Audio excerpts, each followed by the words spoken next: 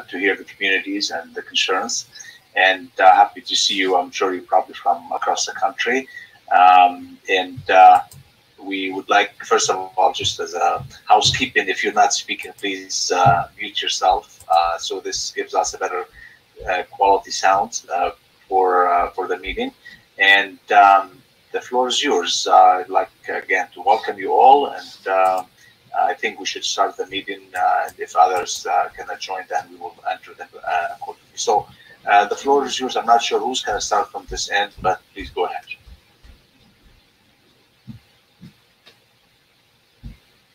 Thanks so much, Honorable Minister. I would like to give this floor to Sena Danjimo to give some update of what's going on in Ethiopia. Thanks so much, and Sena, continue. Okay, honorable members of parliament, and I do want to say again, I've met with some of you guys sometimes last year. I appreciate that you collected the petition and then you spoke on the floor, and that meant a lot for a lot of our community, not just in Canada, across the world. That message has been shared in Australia, where our community in Australia relayed the same type of concern to their elected officials. So I wanted to, go back and say thank you so much again. To be quite honest, I think you guys are very much familiar with the situation in Ethiopia, and especially in regarding to Tigray region, have gotten a lot of attention, and the US and Europeans are pushing greatly, which is really, really good. Unfortunately, the situation in Oromoo has been overlooked in part and kind of exacerbated because of the focus in Tigray region. However, the killing have not stopped in Oromoo. The mass arrests have not stopped, the rape, the house burning, the torture, and not only even in Ethiopia, as far as going to Kenya and Somalia, harassing refugees to leave Ethiopia.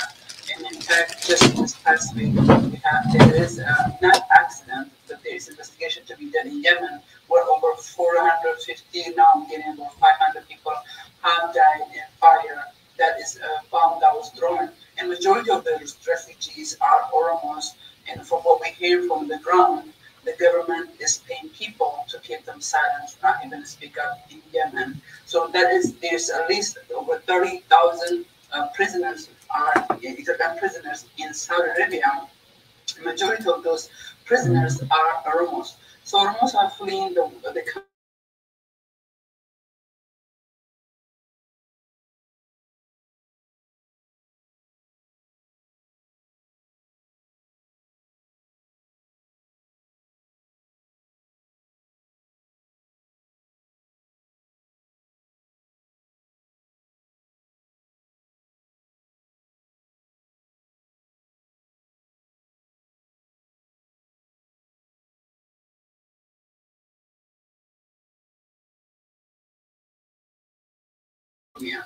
The world is focused in Tigray.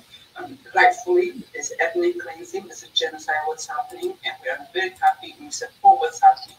The focus in Tigray is dating, but in disguise of the Tigray situation, the Oromoo situation is completely overtaken and silenced. And so your voice, your statement, your push is really the kind of energy or the kind of outlet we have.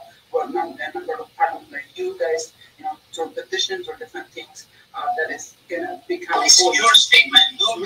As community, this is the best time for Ethiopia. To be quite honest, first generation. The struggle came from our father to us, from our grandfather to our father, now to us, and it's going to our children. So we are born in the state of war and political situation. We are getting old in the same situation, and now it's going to our kids. So right now, Ethiopia have a once-in-a-lifetime focus. What's happening in Ethiopia? For the first time, the world is coming to see Ethiopia for what it is. That is an empire, it's an imperial system that oppresses one ethnicity over another. The world is paying attention. But the sad part is the world is focused on a small part of the country. Tigray makes less than 5% of the Ethiopian population, whereas the Oromoo makes up 50% of the Ethiopian population. But today, in prison, there are thousands of prisoners. Amnesty International brought a report. In 2019, there are 10,000 prisoners, and over 95% of those prisoners are all Oromos, and nobody's talking about that. The human rights organization based in Ethiopia, media based in Ethiopia, all of them are concealing what's happening in the Oromia region, because the more nobody knows about it, the more nobody talks about it, they're going to kill with the impunity, and nobody's going to say anything. So I'll leave it at that, and then I'll be more than happy to go on further. There are gentlemen here, like Talaga here, and Badri, all of them. We are all experts in this thing because we follow the situation on the ground on a daily basis.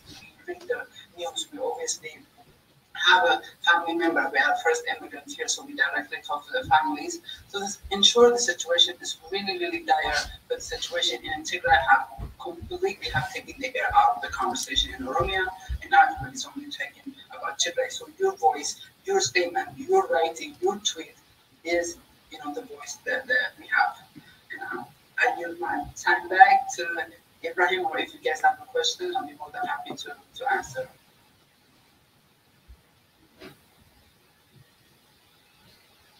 Thank you so much.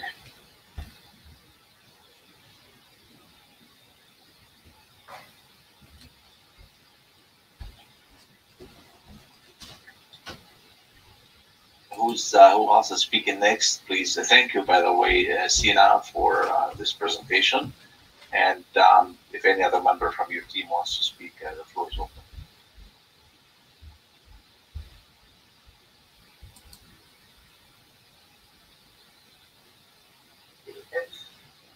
I think, Badri, I can see your mouse is moving. I don't know if you are speaking. I'll be more than happy to. No, I'm on thing. I joined late, and if Obokoleka and Oboraji can continue, I will come at the end.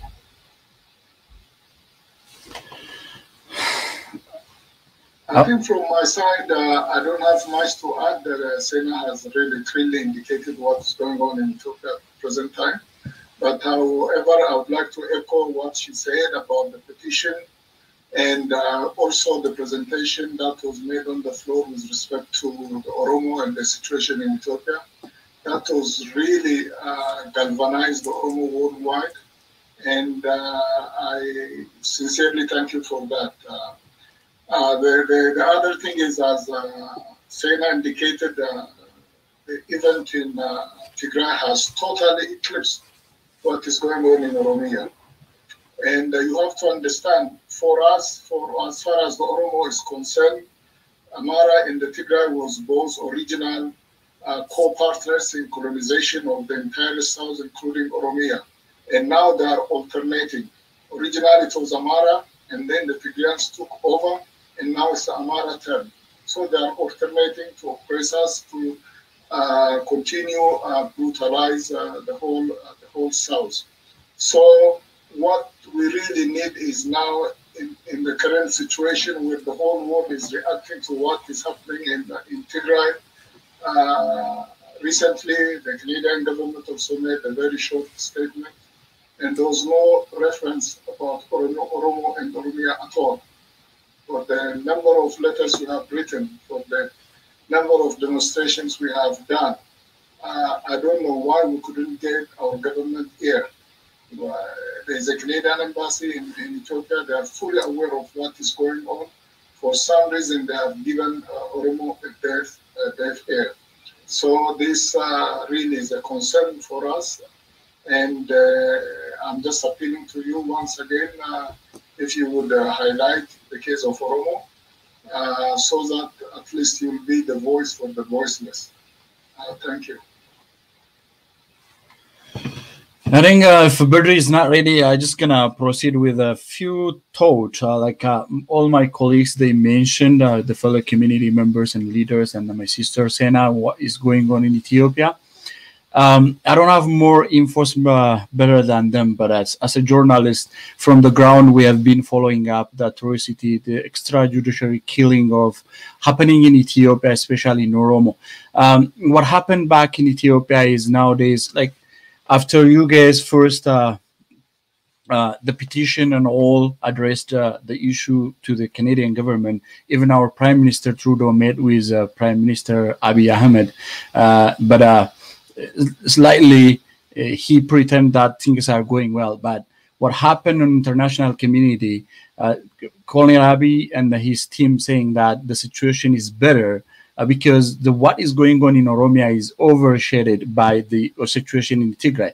The TPLF were the government itself, like for the last 27 years, and they have a diplomatic in touch with international community, and they are capable of lobbying better than the other people, not only about Oromo. When we talk the atrocity or the extrajudiciary killing, what happened in Ethiopia is not about only about Oromos. The more the people believe on multicultural federalism, all are attacked now, even within the Amara region, within the Oromia region, within the southern region, every corner.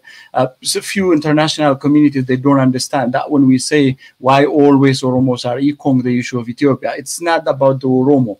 The entire region is like killing people.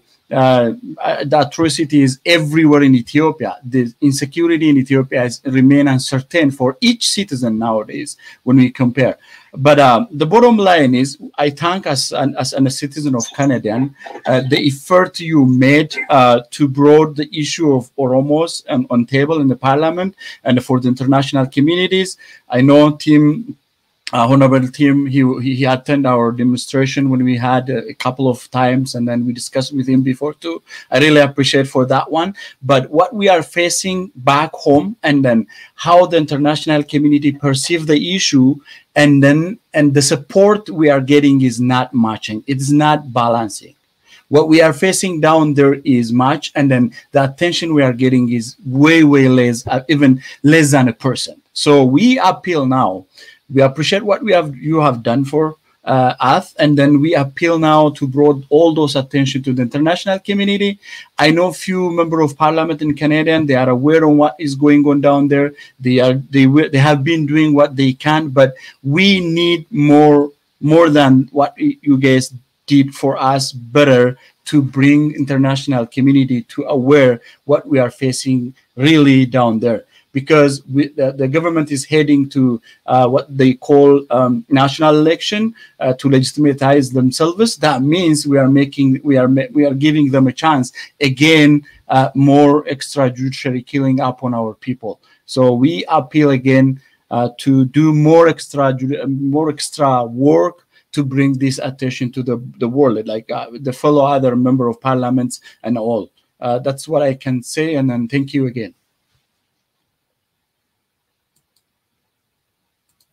Anyone else?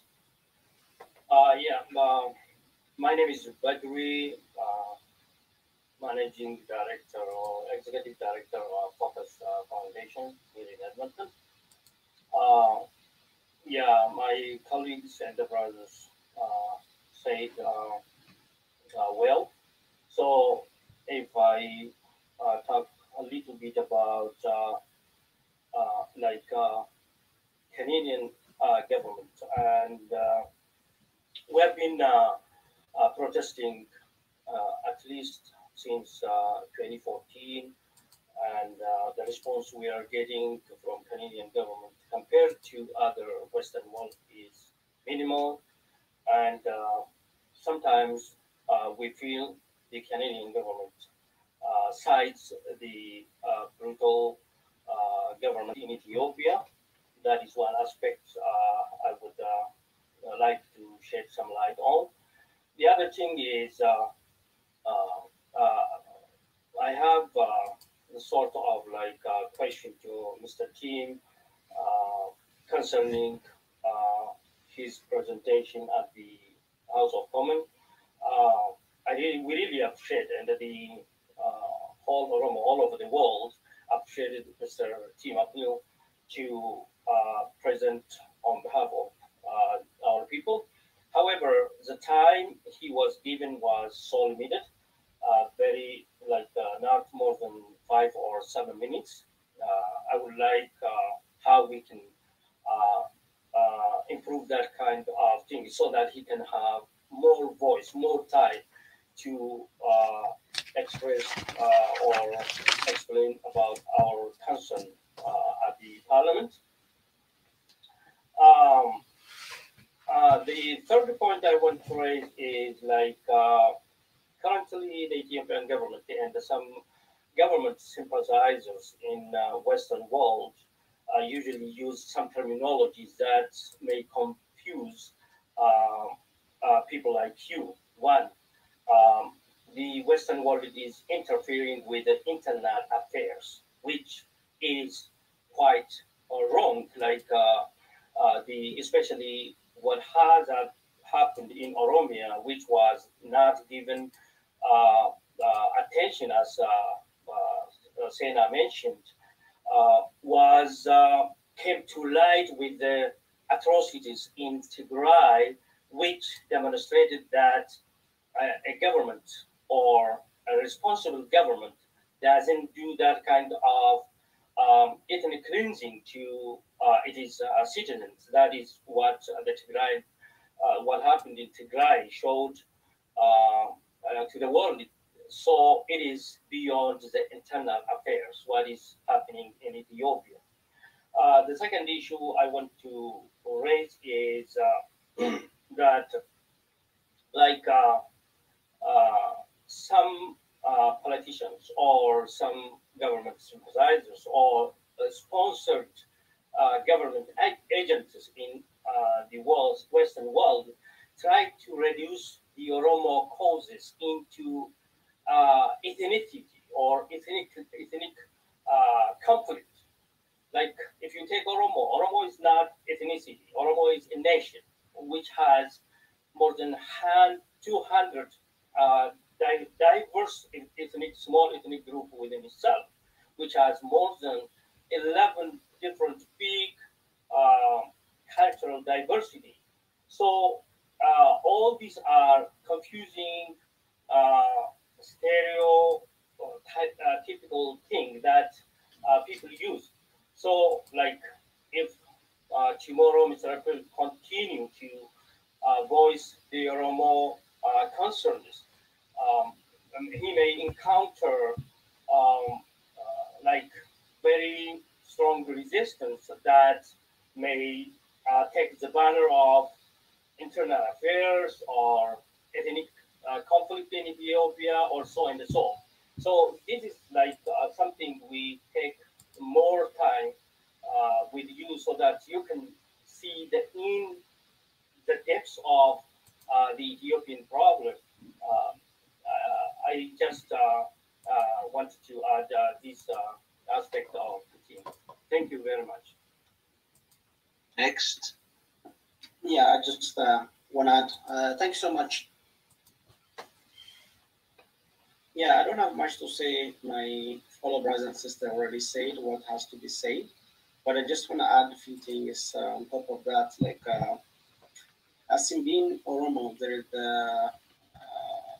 many people being detained without no reasons, and opposition leaders and any person who is not supporting the government at this moment, either is being killed or detained or either being warned or anything can happen at any time.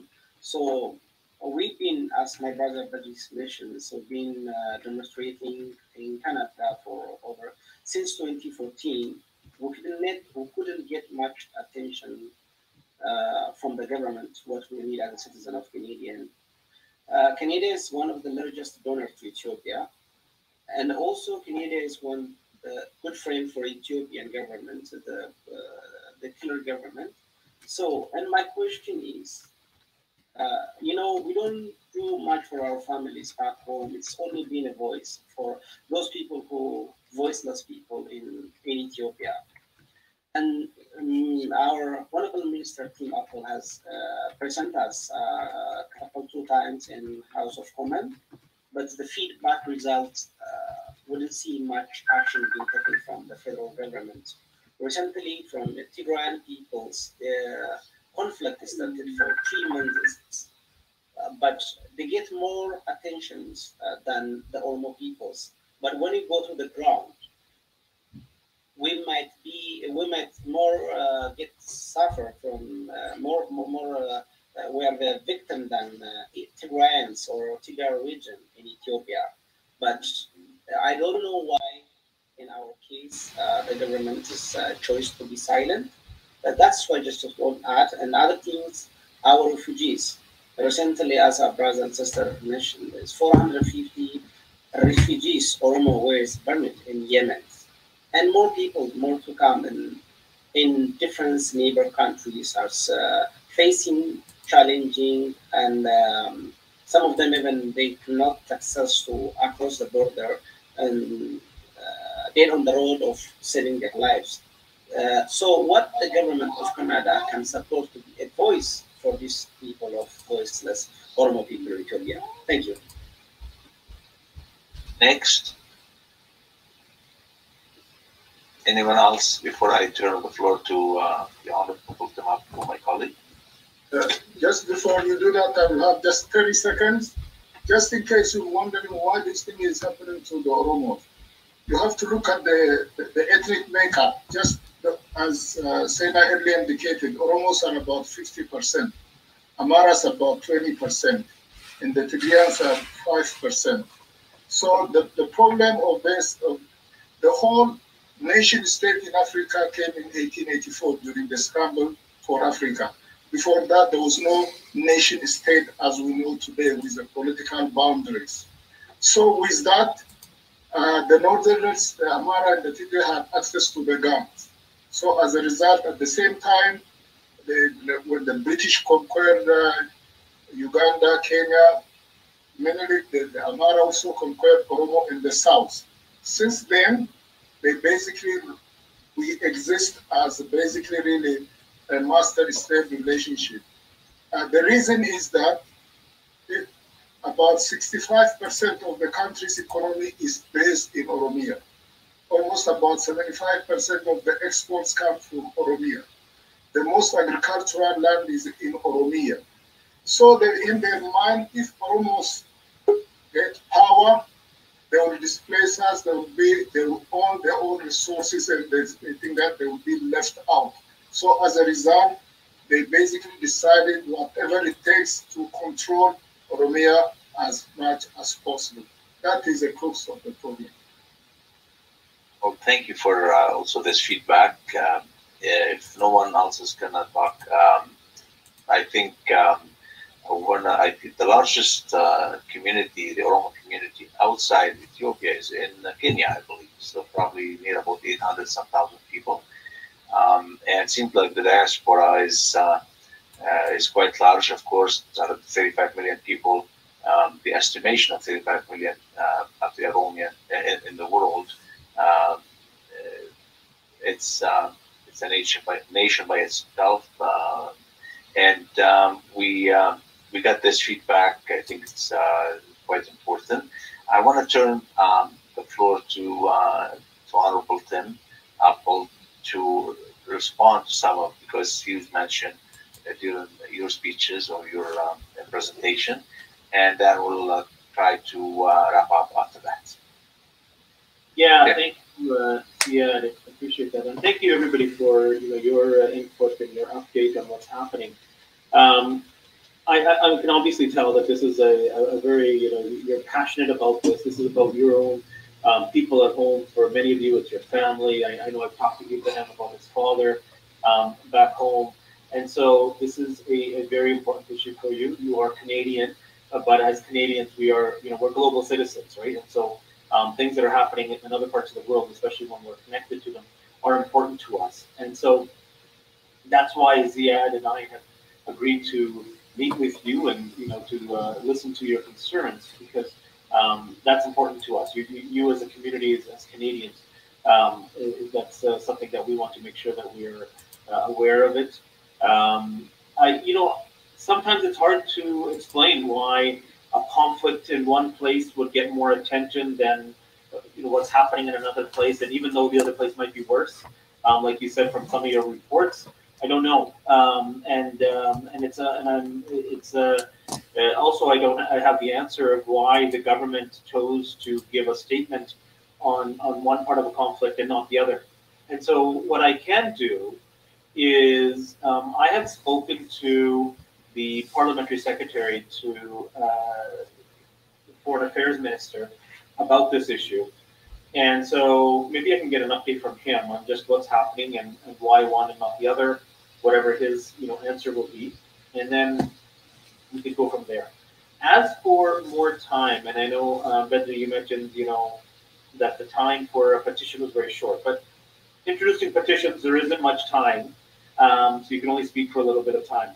But there may be other ways that we can discuss this further, and maybe we can discuss if there's agreement amongst parties to have this discussion maybe at the subcommittee on human rights, or other ways that we can maybe have a more of a fuller conversation about it. Other options is once COVID is over, we could actually host people in Parliament, ask members of Parliament to come, like a reception, and listen to concerns from you. I mean, many people, many different organizations do that, and so they invite members of Parliament to to a room, and they'll listen to what's concerns from someone, from an organization. So there are some options for you that we could work on in the coming months, after COVID or that situation. So I would say to you that keep it up, continue to advocate, continue to keep in touch with our offices. That's important. And I thank you. And I know I could see that Sina has something to add.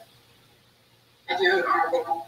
Just two things I wanted to add. First, as the Honorable Ziad, the Oromos in Kenya are citizens of Kenya. Majority of them, about 1 million of them, are Kenyan Oromos. They are called Boronas in the Oromo. So they're not really, but they are also still, Kenya still home, the second home outside of Ethiopia, as Ethiopians as well. The other part is Honorable is that, so in the past, for last year, you've done a fantastic job raising our issue, bringing on the floor. If I can ask, one thing is that you mentioned that maybe, having a, for the foreign affair, to kind of asking them at the, and then also being more direct, because the Canadian foreign affair is talking about Tigray, but they are specifically asked by Canadian citizens, Oromoo Canadians, thousands of them who are born here, born in Canada, and some of them became naturalized, are asking this question since last year. And they have not heard anything concrete from Foreign Affairs. And so the question is that, I do not suspect that Canada is being biased in answering about Tigray community and Oromoo, but rather, the external pressure and the international community pressure is what's making them respond. But we, as a Canadian, it's like our main concern is that we appreciate this, the short time speech on the floor, but we are expecting some concrete after years, after months of demand or request. We want something unwritten what the Canadian Foreign Affairs is planning to do. If they are planning to dismiss the request, that's at least one thing that we can know that, okay, this way is not going to work. We have reached the deadline. What else can we do? The community can look at it. So we would like to, in addition to what you suggested, obviously, also we already mentioned that you can ask them, hopefully, have an event where they can invite them and they hear directly from the community. But we also want to really putting them to the fire, putting their feet to the fire. What is it like? Why you're getting this demand? Is evidence after evidence by human rights organization? What is their response? I just wanted to add that, and thank you so much.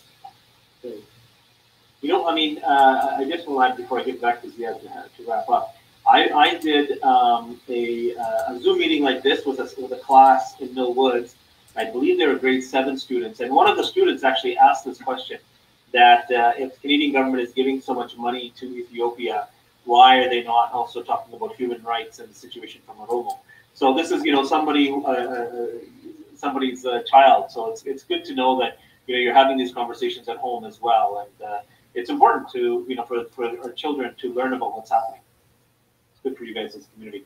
Go ahead, Ziad. Well, thank you, Tim. I think Tim summarized everything I was going to say. I just will add a few things. First of all, you need to, of course, to be you've been very active and you need to be more active. I was a member of the Foreign Affairs Committee for 2 years, and one of the, also beside the human rights or subcommittee on human rights that is part of the Foreign Affairs Committee is to lobby the members on the Foreign Affairs Committees of all party, government, ourselves, and others, to see if they would do a study on the region and on the Oromoo people and what's or the nation and what's going on. I think that study, the benefit of it is that at the end of the day, the report will go to the Parliament and will be presented there, and will be a copy of it to the Global Affairs. So that will do. Will say something. At least you'll have in details your voice heard at all levels, in details, whether on the economic front, on the human rights abuses, on the size of the community, on the spread of the community, and the overall situation. Because what you raised a lot of valuable points, of course, over why the conflict is happening, why it's taking place. There's always those political fronts, there's all the economic front, there's all the interest of different groups or different governments from inside and outside in anything happening in the world. And there's no surprise that the region where Ethiopia is, where Egypt is all around, we call it the Red Mint, is taking a lot of attention from everywhere. And I think the more you do, the more you get your voice heard. And now the government is the Liberal government. They are the one that, if anyone should be making a call on behalf of Canada, is the government itself. We are here to listen to you, to hear, and to educate ourselves more about this whole thing. And Sina, thank you very much for clarifying to me. Like I see that the spread of the diaspora of the community in different parts of the world, from Canada, US to Australia, all the way, and everything in between. And of course, the concern was what's going on in Yemen. I would, as I mentioned before when I met with you, I would hope that Ethiopia will go back to the Najashi's era, the king of justice, where that was the I think the best example of world where you have that kind of personality that really ruling by justice and by fairness. So I will leave it at that, hoping that, as we said, the door is always open. Tim says it, I said it, and we're feel free to connect to us. And I believe that few things that was done with presenting the petition or speaking in the House, thankful to Tim. I think that was great, and that will give you exposure. At least those documents are already registered at the House of Commons, and this is not a small step by any chance. And we'll stay in touch. Don't be shy, and we're here to represent Canadian and to help every single community and to listen to every concern out there. So if there's no more to be added, I would like to wrap up the meeting. I'll just open it for a couple of minutes in case you need to add something before we close. Yeah, thank you, Ziad. Just say thank you. Ziad's experience on the International Affairs Committee, that's very important because I think it's important that you take the time to lobby those members. And right now, especially Liberals, but also the NDP and the Bloc members on there, get communities that are members from your community that are local to those members, and see if you can get some kind of agreement somewhere down the road that a study could be able to be done. Well, thank you all. You stay safe, and we wish you and your community and your members across the world all the best, and hopefully things will get better. And until we talk again, take care of yourself. One person who would like to ask a question, he doesn't speak much English, but he would like to ask a question, and Benji will translate for him. Okay, go ahead. Sheikh Ibrahim, Tifuba. warri banki dhageessanii afaan Oromoo dhageessanii gola nagaan dhufanii nagaa walitti jedha akkasuma agartee himii fi ziyaadiin illee warra nu wajjiin agartee saba keenya saba ilmaan Oromoo biyya kana keessatti gaafa hiriirra irraa eegallee isaanii wal qunnamnee wal barree irraa iyyuu wajjiin dhaabbatanii wajjiin agartanii hariiroo guddaa godhanii fi hariiroo guddaa fudhatanii ama ummata kanaa ta'anii paarlaamantii keessatti yeroo 2-3 afur rakkina keenya kana ibsaa turanii hedduu galatoomaa maqaa hawaasa keenya Oromootiinis hin jedhaa naa jedhiin badi.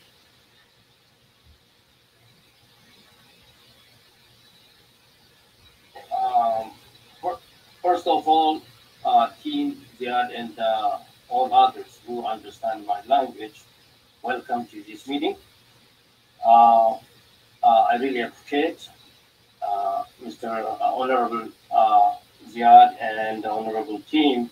Since we met like many years back, you have been advocating on our people's behalf, and you have been working hard, and we really like to thank you.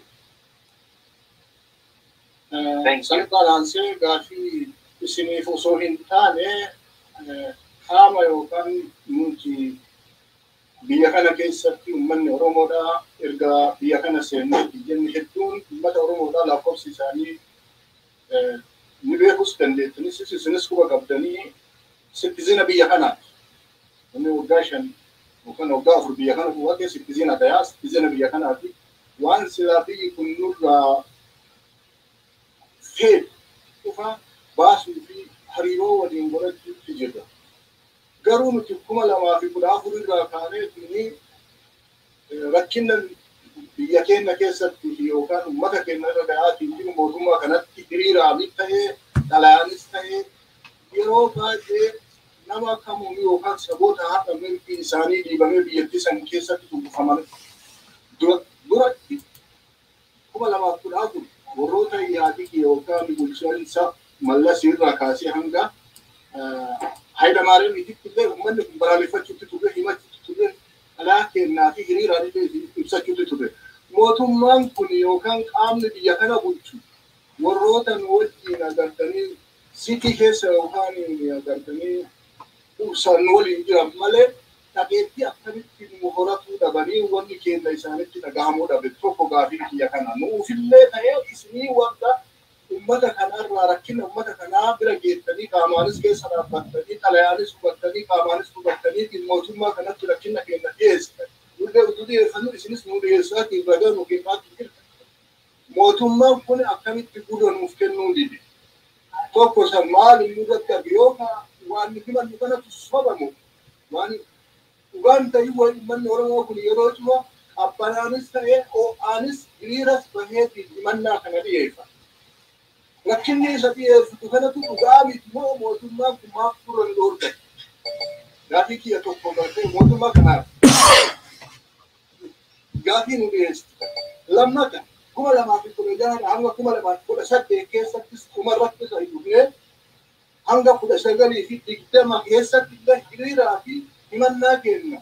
Qaama mootummaa har'a gubbaa irra taa'e kanaaniin illee uummanni keenya dararaa guddaa argameetiin namoota agartee beekamoota hawaasa kanaa fi addunyaa keessattis beekaman lubbuun isaanii dabruudhaaf mana hidhaa keessa jiraatuudhaaf himannaa keenya dhiyeessine ammas himannaan keenya fudhatama dhabee hanga hiriira asirraa kaaneetti agartanii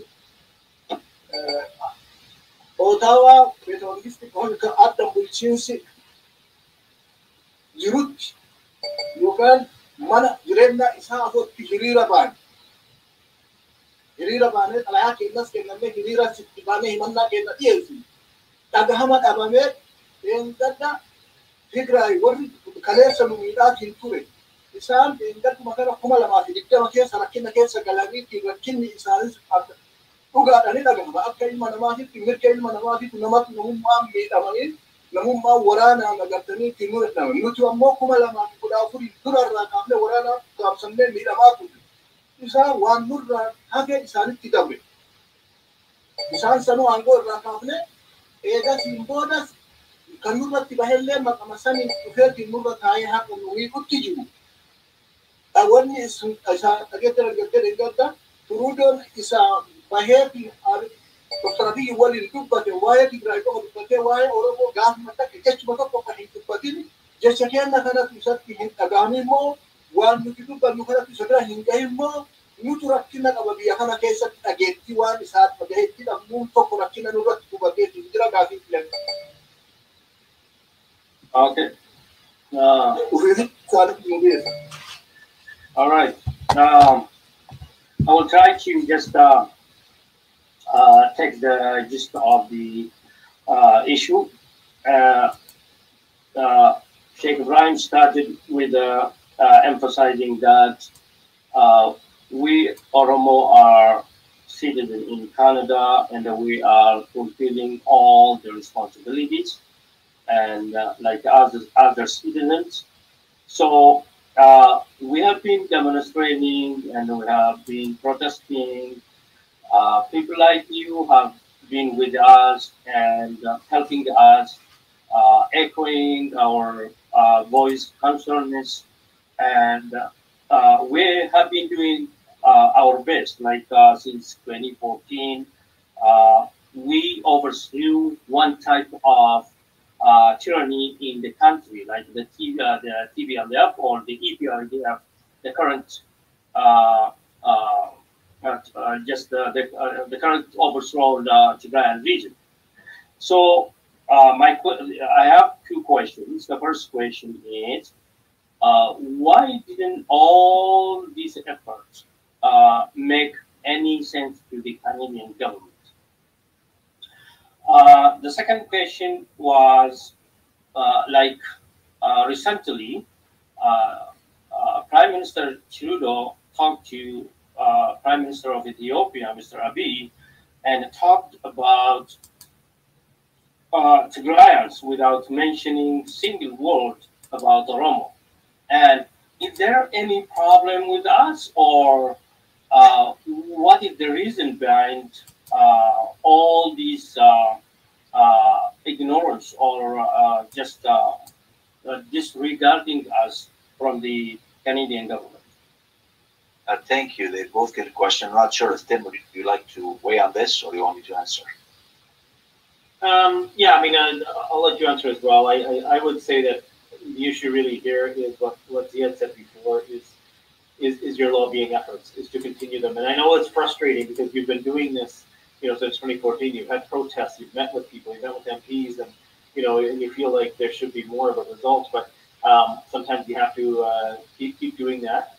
And the other side, whether that's other side is in the sense of sometimes community members who might be in agreement with the government of Ethiopia, or others, and this happens in every other country too, that has these kinds of issues.